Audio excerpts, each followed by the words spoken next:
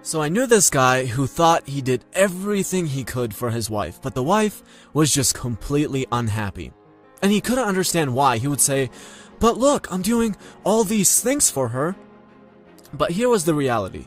He never told her how much he loved her. He never told her how beautiful she was. In his mind, it was like, why is all that fluff necessary? I make sure to support the family and take out the trash and fix things. I'm showing her real love. Why are those extra words necessary? Alright, so that is the equivalent of someone who speaks English going to China and speaking with people who don't understand English and being confused about why it's not working. Why don't they understand me? I'm speaking English. It's the best language in the world. How can they not understand me? So the whole idea here is that people speak different love languages. In this example, the man's love language was acts of service, and his wife's love language was words of affirmation. And he spoke the language of acts of service and expected his wife to feel loved, which is again kind of like speaking to a Chinese person who doesn't speak English and being surprised and angry that he doesn't understand you.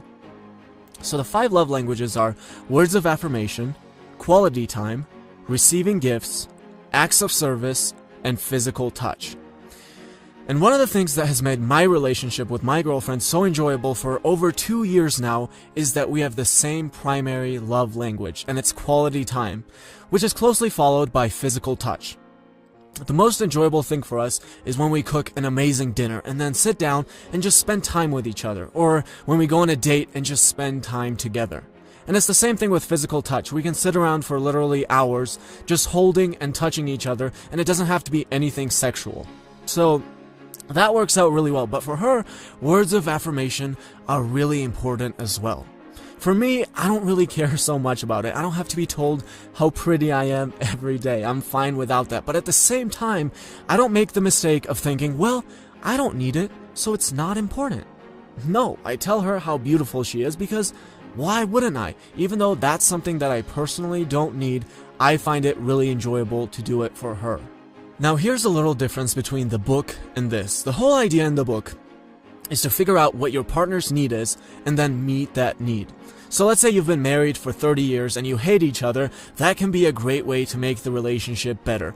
But the ideal situation for me is to start with a person who has about the same disposition as you.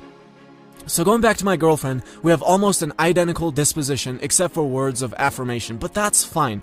That's a language that even though isn't natural to me, I like it. I want to speak it. It's kind of like French. It might not be my natural language, but I like it.